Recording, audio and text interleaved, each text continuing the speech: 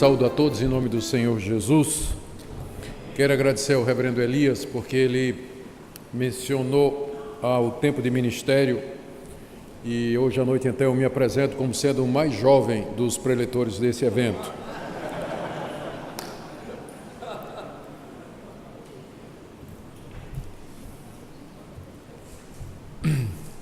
Terceira carta de João, por favor, deixem suas Bíblias abertas.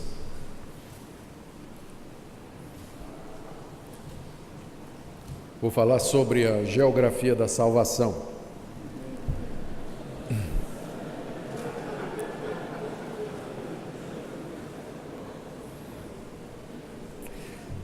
A carta, geograficamente, é construída em cima de 3 lugares. A cidade de Éfeso, onde estava o apóstolo João, uma outra igreja em algum lugar da Ásia Menor, onde estava Gaio e Diótrefes, e os campos missionários além, para onde iria Demétrio. Então essa é a geografia da carta, pegando o gancho do que nós acabamos de ouvir. Deixe-me dar um enredo da carta. Elias falou de geografia, eu vou falar de enredo. Pelo que pudemos reconstruir da carta, ela foi escrita pelo apóstolo João para resolver um problema missionário que estava acontecendo no seu sistema de envio de obreiros para os gentios. Pelo que a gente sabe da patrística, o apóstolo João viveu seus últimos dias na cidade de Éfeso, que era também o centro das suas atividades apostólicas e do envio de missionários para os pagãos, para os povos gentios. João enviava esses missionários que iam mundo afora anunciando o Evangelho. Naquela época era importante que esse sistema contasse com a hospitalidade de determinados irmãos. Não havia naquela época o que temos hoje, agências missionárias juntas que se preocupam com todo o processo envolvido no envio e sustento de missionários. Mas o trabalho missionário era feito de maneira artesanal, vamos dizer assim, de maneira caseira. A pessoa que se sentia chamada por Deus para levar o Evangelho adiante, ela saía da sua casa, ela ia pousar em outra cidade, contava com a hospitalidade dos irmãos daquela cidade, com o apoio deles para ser enviado mais além para outros locais. Foi dessa forma que a igreja, em muito pouco tempo, evangelizou toda aquela região da Ásia Menor e alcançou o Império Romano, a ponto de que o imperador Constantino, para o bem ou para o mal, no século IV, disse que o império agora era cristão. Ele não podia negar a força do cristianismo e a grande quantidade de pessoas que haviam aderido à fé em Jesus Cristo no seu reinado. Mas o sistema dependia exatamente disso. Esses irmãos são chamados, em alguns pais apostólicos, de profetas itinerantes. No Didaquê, por exemplo, que é atribuída aos 12 apóstolos, e não é, na verdade, há uma passagem que fala a respeito do profeta itinerante, dizendo, inclusive, que se o profeta chegar numa cidade, que ele deve ser recebido, mas se ele pedir para ficar mais de 3 dias, bota para fora que é falso profeta. Por quê? Porque desde cedo esse sistema começou a ser abusado, corrompido. Pessoas que sabiam que as igrejas acolhiam os missionários, se apresentavam como se missionários fossem, se aproveitavam da generosidade dos irmãos e assim levavam a vida de igreja em igreja, ganhando um pouco aqui, um pouco acolá e assim por diante. Já no século II, restrições foram postas com relação aos itinerantes por conta do abuso da instituição. Na verdade, a segunda carta de João é sobre isso. Ele trata exatamente disso, que os falsos profetas estavam se aproveitando desse processo para se infiltrar nas igrejas. Todo mundo lembra o que é que João diz na sua segunda carta: se alguém vem ter convosco e não traz essa doutrina, não o recebais e nem dê bom dia para ele, não é? Porque ele é falso profeta. Mas o problema na terceira carta é outro. O problema era o seguinte: uma dessas igrejas que costumava receber, acolher e enviar, como uma espécie de entreposto missionário, aqueles que o apóstolo João mandava, era a igreja onde estava um jovem cristão chamado Gaio. E Gaio parece ter sido um homem de recursos e, mais do que isso, de visão missionária. Gaio acolhia os irmãos que eram mandados pelo apóstolo João, os alimentava, fortalecia, ajudava financeiramente e os enviava para os campos missionários. Então, todo aquele projeto de evangelização que começava em Éfeso com o apóstolo João dependia do apoio de Gaio, e certamente havia irmãos como ele em outras cidades para onde também João mandava os seus missionários. Ao que tudo indica, subiu um pastor na igreja de Gaio. Se não era o pastor, ele era alguém forte, um homem forte na igreja de Gaio, que não queria que esse trabalho fosse feito. Ele começou a se opor ao acolhimento dos missionários e, mais do que isso, começou a colocar para fora da igreja não somente os missionários que estavam de passagem, como também aqueles que resolviam abrigar esses missionários. Leia-se Gaio. Quando João tomou conhecimento do fato, ele escreveu uma carta para a igreja. E essa carta Diótrefes engavetou. É o nome do cidadão lá que é pastor de Gaio. Diótrefes engaveta a carta de João. E a coisa vai ficando tensa quando finalmente chegam alguns desses irmãos de volta para Éfeso e eles dão um relatório a João do que estava acontecendo na igreja de Gaio, pastoreada por Diótrefes. E o relatório é basicamente o seguinte: positivo, Gaio continua sendo uma bênção, recebendo os irmãos, apoiando os irmãos e enviando os irmãos. Negativo, Diótrefes está causando lá. Está se opondo ao trabalho missionário, representa uma ameaça, ele não quer ouvir, ele não é sensível ao que nós falamos com ele e a situação está se deteriorando. Então João resolve escrever isso que nós conhecemos como a sua terceira carta. A carta é uma carta dirigida a Gaio, onde ele reconhece o trabalho de Gaio, elogia o seu trabalho, encoraja Gaio, denuncia Diótrefes, revela seu plano de ir pessoalmente lá confrontar Diótrefes e faz umas últimas recomendações, entre elas recomendar o trabalho de Demétrio, que é um desses irmãos e provavelmente o portador dessa carta.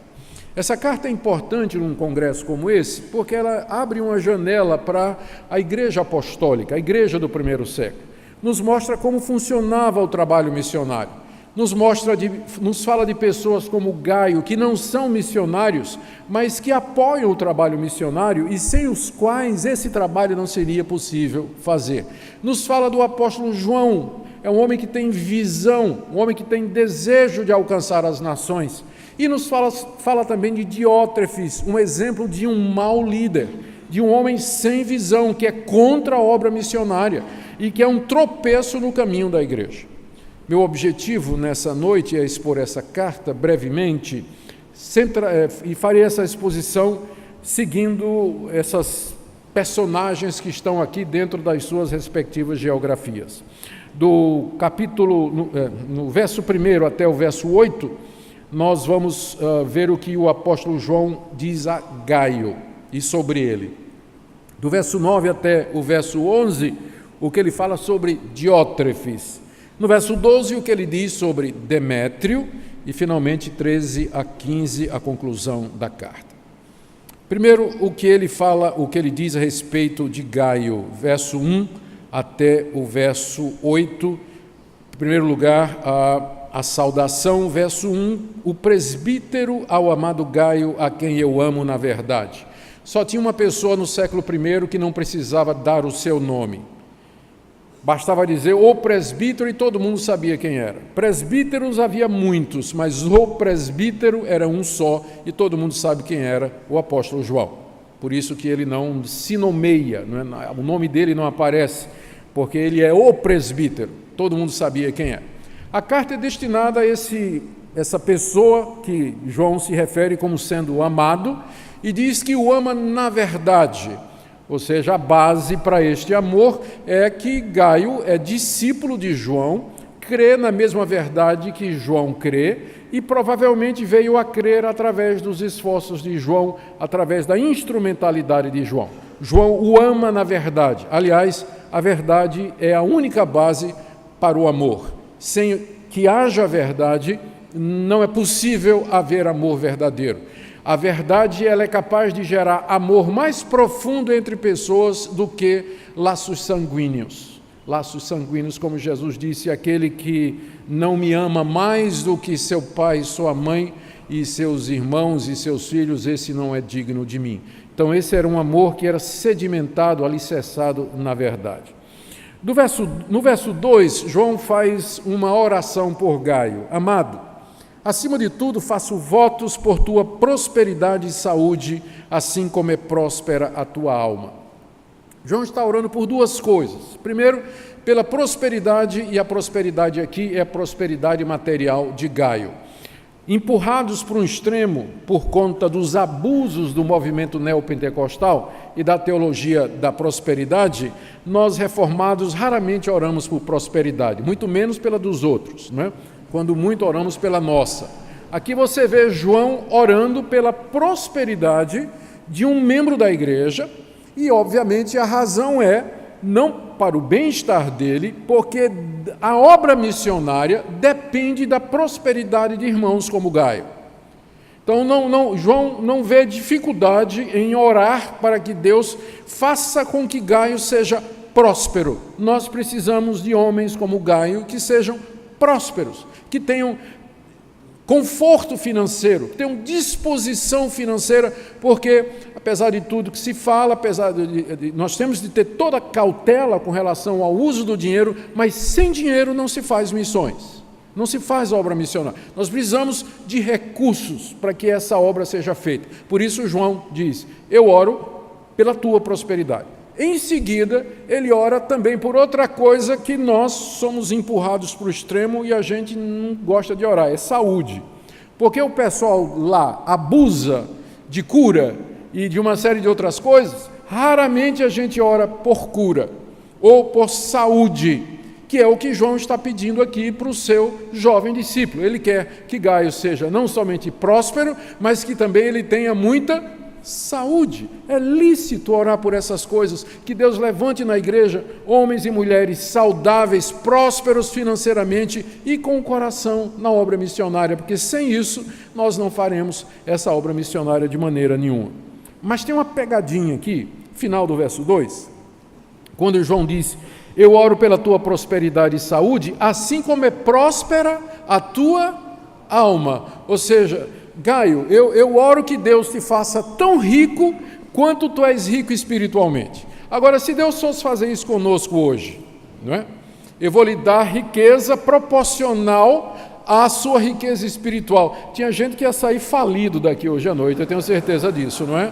Mas sabe por que aqui isso é importante? Que João, ao dizer, eu oro pela tua prosperidade, e em seguida ele acrescenta, assim como é próspera a tua alma, porque um homem rico na igreja, mas cuja alma não é próspera, ele vai mandar na igreja, ele vai condicionar a doação que ele faz, ele vai pensar que porque ele financia e ele é o maior dízimo da igreja, as suas ordens e a sua visão tem que ser obedecida. Então, longe de ser uma bênção, um irmão próspero, sem prosperidade espiritual, ele é um tropeço na vida da igreja. Então, as coisas, as duas, têm que andar juntas. Ora pela prosperidade de Gaio, mas também pela prosperidade espiritual dele, porque Gaio, sem ser cheio do Espírito Santo, ele pode ser bastante complicado. Pode ser bastante complicado. É a oração que João faz pelo seu discípulo. Nos versos 3 e 4, João manifesta alegria pelo relatório que ouviu dos missionários que foram atendidos por Gaio. Pois fiquei sobremodo alegre pela vinda de irmãos, os irmãos aqui são os missionários, e pelo seu testemunho deles, da tua verdade, de como tu andas na verdade, não tenho maior alegria do que esta de ouvir que meus filhos andam na verdade. A alegria do velho pastor aqui é de ver que o seu discípulo anda na verdade. A verdade aqui é a verdade do Evangelho. Não somente a verdade que Gaio professava, mas a verdade que ele praticava. A prática era evidente. Ele acolhia os missionários e enviava esses missionários. E aqui nós já temos a resposta para aquela famosa falsa dicotomia entre teologia e missões. não é? A falsa dicotomia entre o teólogo e o missiólogo, porque essas duas coisas sempre andam juntas no Novo Testamento. Que é alguém de um coração mais missionário do que Gaio, todavia João se alegra porque ele anda na verdade. As duas coisas andam juntas: paixão missionária, visão missionária e apego à verdade. Se você tem paixão missionária, mas não tem verdade, vai virar ativismo ou pragmatismo. Mas se você tem verdade e não tem visão missionária, de fato você vai virar uma igreja ou uma pessoa, um pastor, cuja ortodoxia é fria e morta e ela não abençoa ninguém. Mas as duas coisas têm que andar juntas. João está alegre, não somente porque Gaio recebe e acolhe envios missionários que lhe chegam da parte de João, mas porque Gaio anda na verdade do Evangelho, firme na palavra de Deus, boa doutrina, teologia sadia, teologia saudável, essas coisas têm que andar juntas. No verso 5 até metade do 6, ele faz um elogio para Gaio. Amado, procedes fielmente naquilo que praticas para com os irmãos aqui são os missionários. Isso fazes mesmo quando são estrangeiros, os quais perante a igreja deram testemunho do teu amor. Aqui João está passando um recibo de que ouviu o testemunho dos irmãos que foram abençoados por Gaio. Esses irmãos vieram lá da igreja de Gaio, chegaram na igreja de Éfeso, provavelmente durante o momento missionário da igreja, eles deram testemunho a respeito de Gaio, como Gaio manifestou amor, Gaio os recebeu, Gaio os abençoou e como ele procedia fielmente. E João faz até uma ressalva aqui, no final do verso 5, dizendo que esse procedimento de Gaio acolhendo e enviando missionários era feito mesmo quando eles eram estrangeiros. Pode significar gentios, pode significar pessoas que eram desconhecidas para João. Qualquer dos casos, o ponto é que o envolvimento de Gaio em missões era tal que ele era capaz de abrir a sua casa e receber mesmo aqueles que ele não conhecia, mesmo aqueles que ele não conhecia, mas que chegavam enviados pelo apóstolo João. Chegavam enviados, vinham com recomendação de João para que fossem para o campo missionário. Tal era o coração desse homem com relação a missões. Metade do verso 6 até o 8, João dá algumas orientações sobre como Gaio deveria continuar a proceder no envio de missionários. Primeiro, metade do verso 6, bem farás encaminhando-os em sua jornada por modo digno de Deus. Gaio, você vai fazer bem em encaminhar esse pessoal que eu estou te mandando na jornada deles, de modo digno de Deus. Aqueles irmãos, eles eram enviados por João de Éfeso numa jornada missionária. Eles iam anunciar o evangelho aos gentios. Eles paravam na igreja de Gaio porque sabiam que ali eles seriam enviados, encaminhados por Gaio para os campos missionários. Esse encaminhamento certamente envolvia, além das orações e apoio moral, também apoio financeiro. É isso que ele quer dizer aqui, envia ou encaminha de modo digno de Deus. Gaio, não faz aquela campanha na igreja, por favor, quando os irmãos chegarem lá, não faz aquela campanha na igreja, meus irmãos, você tem um sapatinho em casa que está furadinho, você não usa mais, mas está bonitinho, dê para o missionário. Sabe aquela camisinha, que está rasgada, que você não usa mais, porque tem uma manchinha que quase ninguém vê, dê para o missionário. Sabe aquela calça meio surrada, mas que ainda dá para usar, dê para o missionário. Já ouviram essa história? Não, está errado isso aí. Tem que enviar de modo digno de Deus. Tem que enviar de modo digno de Deus. Eu sei que, por um lado, é uma vocação. É uma vocação. A pessoa que se dedica ao trabalho missionário, ao trabalho pastoral, ele faz isso renunciando à possibilidade de, seguindo outra carreira qualquer, ter um conforto financeiro, uma segurança no final da vida. Mas isso não quer dizer que é a missão de todo o conselho se certificar de que seu pastor e seu missionário sejam mantidos ali, no pó e na cinza, para lembrar que eles têm que viver da graça mesmo e na dependência de Deus e na oração. Que tem conselho que acha que sua missão na vida é ensinar isso aos seus obreiros, Manter ali, Tem que enviar de maneira digna de Deus.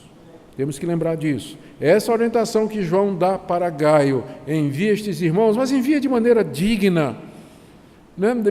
Não envia de maneira vergonhosa, que envergonha a Deus, que envergonha, inclusive, nos deixa envergonhado diante de outras instituições, que nem cristãs são, mas que cuidam dos seus funcionários, ou cuida lá dos seus enviados. Envia de maneira digna de Deus. Primeira recomendação que ele faz. E a razão, ele dá 3 razões para isso. A primeira, no verso 7. Pois por causa do nome foi que saíram. João se refere à motivação. Gaio, manda esse pessoal de maneira digna de Deus para o campo missionário, porque a motivação dele é o nome deles. Eles saíram das suas casas para o campo missionário por conta do nome. Eles não saíram para ganhar dinheiro, para ser famosos, para fazer fortuna, ou buscar popularidade ou poder, ou qualquer outra motivação ou ambição. Eles saíram por causa do nome. O nome aqui é o nome de Jesus. A motivação é o amor que eles têm ao Senhor Jesus e o desejo de vê-lo glorificado entre os gentios. Segunda razão, eles saíram nada recebendo dos gentios. Eles não têm intenção financeira. Eles não colocaram um limite. De vez em quando eu recebo um convite, geralmente de igrejas fora da nossa denominação. O convite vem e diz: queríamos convidar o amado pastor para umas conferências aqui na igreja. Primeira pergunta: quanto o senhor cobra? Bom, presbiteriano não cobra nada, não é? Mas em outros lugares se cobra. Outras pessoas cobram para ir pregar, fazer uma conferência num determinado lugar. Se elas não fizessem isso, eu não recebi esse questionamento, que provavelmente vários de vocês também já receberam quando são convidados para pregar em algum outro lugar. Quanto é que o senhor cobra? Aqui está dizendo que esses irmãos saíram nada recebendo dos gentios. Isso não quer dizer que nós vamos tratá-lo de maneira vergonhosa. Nós vamos mandá-los de maneira digna de Deus, exatamente porque eles não estabelecem o preço da sua vocação. Mas eles amam a Deus, o nome, e eles saem por conta disso. Essa é a razão pela qual João diz a Gaio: manda esses por modo digno de Deus, que a motivação deles está correta, o método deles está correto, eles não saíram assim dizendo que vão fazer uma fortuna no meio dos gentios. E terceiro motivo, no verso 8, devemos acolher estes irmãos, acolher aqui, receber e mandar, não é? Devemos acolher estes irmãos para nos tornarmos cooperadores da verdade. Ou seja, a terceira razão pela qual Gaio deveria enviar aqueles irmãos de maneira digna de Deus é que, fazendo isso, ele se tornaria cooperador da verdade. Gaio mesmo não era um missionário, mas ele era um cooperador da verdade que haveria de ser anunciada por aqueles missionários entre os gentios, entre os pagãos. E aqui é um dos versículos, entre os muitos da Bíblia, que servem de base para aquilo que nós estamos acostumados a saber, que a obra missionária não é feita somente por aqueles que estão lá na linha de frente, lá na fronteira da evangelização, da nação estrangeira ou do povo não alcançado, mas também de homens como Gaio, que apoiam, que financiam, que encaminham, que oram, que recebem, que acolhem, mesmo que não saia da sua cidade. Sem eles a obra missionária não vai. E eles são cooperadores da verdade, daquela verdade que vai ser anunciada na geografia da salvação, conforme nós ouvimos. Então aqui estão as recomendações que João dá a Gaio e que nós ouçamos todas elas. Do verso 9 até 11, o tom da carta muda, porque agora João está se referindo à segunda personagem que é alvo do seu escrito aqui, que é esse cidadão chamado Diótrefes, que aparece no verso 9. Escrevi alguma coisa à igreja, mas Diótrefes, que gosta de exercer a primazia entre eles, não nos dá acolhida. Por isso, se eu for aí, far-lhe-ei lembradas as obras que ele pratica, proferindo contra nós palavras maliciosas. E não satisfeito com essas coisas, nem ele mesmo acolhe os irmãos, como impede os que querem recebê-los e os expulsa da igreja. Amado, não imites o que é mal, senão o que é bom. Aquele que pratica o bem procede de Deus, aquele que pratica o mal jamais viu a Deus. Diótrefes, pelo que nós estamos vendo aqui, era um homem forte na igreja de Gaio, que se opunha ao trabalho que Gaio estava fazendo. Nós não temos certeza porque Diótrefes era contra.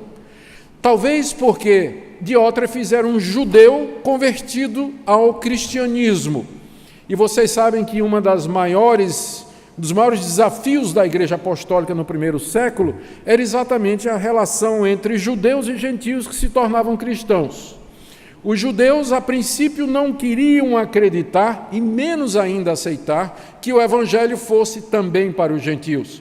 Foram precisos aqueles eventos descritos no livro de Atos, envolvendo Pedro indo a Cornélio, o trabalho de Filipe em Samaria e assim por diante, o levantamento de um apóstolo específico para os gentios, que era Paulo, para que a igreja percebesse que o evangelho era universal e não estava preso somente a Israel. Todavia, alguns judeus se opuseram à missão gentílica, perseguiram Paulo, eles iam atrás na igreja, na região da Galácia, tentando convencer os gentios a se tornarem judeus e assim por diante. Enfim, esse Diótrefes poderia ser um desses judaizantes que acabou sendo líder da igreja e se opunha fortemente à evangelização dos gentios. De qualquer forma, João aqui nos diz no verso 9 que o motivo pelo qual Diótrefes não queria acolher a João é que Diótrefes gostava de exercer a primazia. A palavra de Deus nos diz que se alguém quer ser um presbítero, um bispo, excelente obra almeja. E também lá na lista dos dons que nós encontramos no Novo Testamento, tem também um dom de presidir. Não tem nada errado alguém querer ser um presbítero, ser um pastor, ser um bispo, exercer a presidência, exercer a liderança. Graças a Deus por isso, porque sem esses homens não tem como levar o trabalho missionário para frente. Precisa de visão, precisa de liderança, precisa de gente que saiba guiar, que saiba fazer isso e fazer muito bem. O problema de Diótrefes é que ele gostava de mandar. Ele e somente ele gostava de exercer a primazia. O tipo de primazia ou primado, ou seja, querer ser o primeiro, é condenado por Jesus, quando disse: meus irmãos, quem de vós quiser ser o primeiro, seja o último de vocês, seja o servo de todos. Tipo de liderança que é apresentada no Novo Testamento é a liderança serva. A liderança serva, onde a liderança é feita pelo exemplo, é feita em amor, é feita através da inspiração que o líder passa para os outros, mas o caso aqui de Diótrefes é que o cara gostava mesmo, né, do primado. E os estudiosos nos dizem, alguns, né, que aqui você tem o protótipo do que no segundo século seria chamado bispo monárquico. Eram líderes de determinadas igrejas que cresceram muito, ganharam muito poder, e aquele líder então geralmente um presbítero, ele se sobressaía dos demais presbíteros, e é quando o título de bispo passa a ser utilizado para esse que entre os presbíteros se elevava.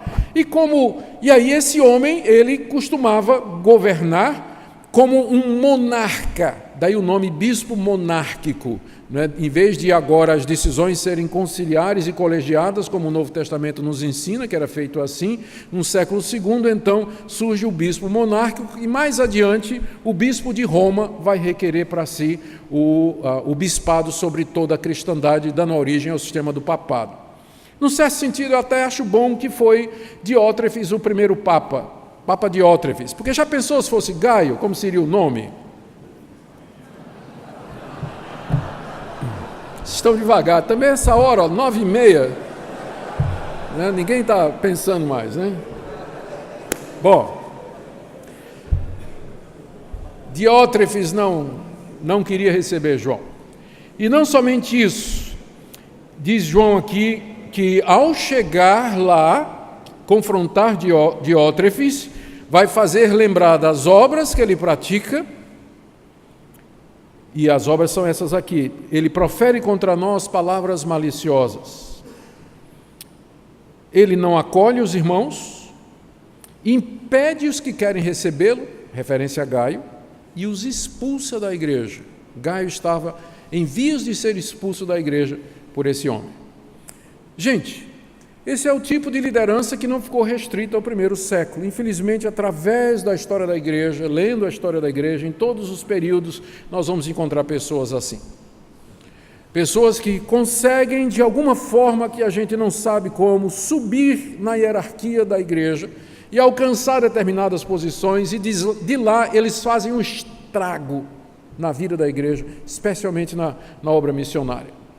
A história está cheia de exemplos assim. O maior deles é o Papa, né? Sem dúvida, é um maior desvio desse. Mas entre os protestantes nós temos os nossos exemplos também, de pessoas que chegam em determinadas posições e eles não têm absolutamente visão nenhuma, usam o poder que aquela posição lhe confere, na verdade, para fazer o trabalho de Deus ir para trás. Oremos por mais Gaio e menos Diótrefes. Verso 11, amado, não imites o que é mal. Aqui João está se referindo a Diótrefes, dizendo para Gaio, não imite o que é mal, porque líderes assim, eles são um péssimo exemplo para a juventude, para a igreja. São péssimos modelos. Não imites o que é mal, senão o que é bom.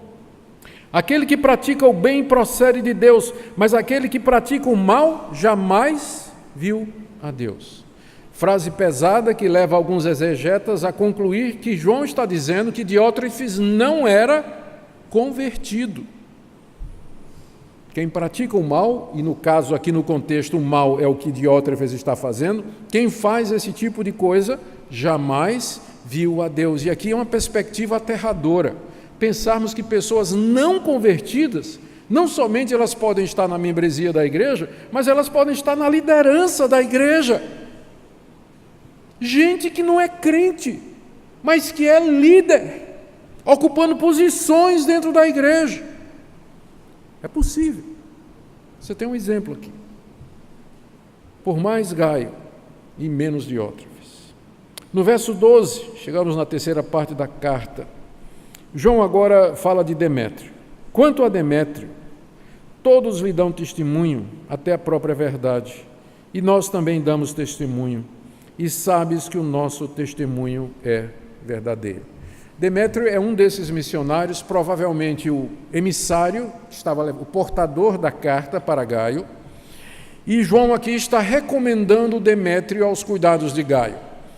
Demétrio tem o testemunho da igreja, o testemunho de Deus e o testemunho do apóstolo João. São 3 testemunhos de acordo com a lei judaica. Toda a verdade era estabelecida através da palavra de 2 ou 3 testemunhas. Ou seja, é o tipo de recomendação que se fazia naquela época. E essa recomendação, então, é mandada para Gaio para que ele receba e envie Demétrio. A carta termina nos versos 13, 14 e 15 com essa observação singela de João. Muitas coisas eu tinha que te escrever. Ou seja, o assunto era bem mais complicado, tinha mais coisa que João queria dizer. Todavia não quis fazê-lo com tinta e pena, pois em breve espero ver-te. Então conversaremos de viva voz. Nós ouvimos o reverendo Elias Medeiros dizer que tem coisas que não tem como substituir a comunhão dos santos. Por passagens como essa, João tinha muita coisa para dizer a Gaio, mas ele diz, eu não vou escrever, não vou mandar WhatsApp, não vou mandar um e-mail, não vou mandar um Twitter, não vou mandar nada, nem foto no Instagram. Mas eu, quando chegar aí, eu vou conversar com você viva voz, porque não tem nada como uma conversa olho no olho. Sentar com os irmãos, comunhão dos irmãos, porque a comunicação é muito mais complexa do que pode ser transmitida através dos meios virtuais. Comunicação envolve gestos, reações corporais, tom de voz, é muita coisa. E a gente sabe o rolo que dá usar WhatsApp, Facebook, Twitter, para manifestar as nossas opiniões e dizer o que a gente pensa, fazer críticas aos outros, dizer um monte de coisa, não é que é mal compreendido, é passado avante, fora do contexto. Por isso a melhor coisa é face a face. Por isso que Jesus diz, Se teu irmão pecar contra ti, vai repreendê-lo entre ti e ele só. E se ele te ouvir, ganhaste teu irmão. Se ele não te ouvir, leva 2 ou 3. Mas, irmãos, Facebook não é concílio. E não substitui a conversa pessoal. Não substitui o que Jesus diz em Mateus 18, em hipótese alguma. E às vezes nós estamos usando esses meios de maneira errada, especialmente em textos como esses. Tem muita coisa que eu queria dizer, Gaio, mas eu vou esperar para quando eu puder conversar com você pessoalmente, para que não fique dúvida na nossa comunicação, para que tudo fique claro como deve ser feito. E ele termina no verso 15 dizendo: Paz seja contigo, os amigos te saúdam, saúda os amigos, nome por nome. Veja o amor e o cuidado que esse apóstolo tinha pela igreja, pelos seus missionários, por todos aqueles que eram enviados por Deus. Essa é a terceira carta de João. É uma carta com a pegada missionária que abre uma janela para que nós vejamos o que era feito e como era feito no século I, que nos alerta a respeito de pessoas como Diótrefes, que nos fala de homens como Gaio e da necessidade que esses homens têm de nossas orações para que eles se mantenham fiéis na verdade, que sejam prósperos e saudáveis. É uma carta que nos desafia a continuar o que começou no século I. Nós precisamos de irmãos assim. Nós precisamos de pessoas como Demétrio, que queiram ir. Nós precisamos de pessoas como Gaio, que estão dispostos a apoiá-los. Precisamos de líderes como o apóstolo João, que tem a visão de enviá-los. E precisamos que Deus nos livre dos Diótrefes, que são um empecilho para a missão e para o trabalho da igreja. Que Deus nos abençoe, irmãos.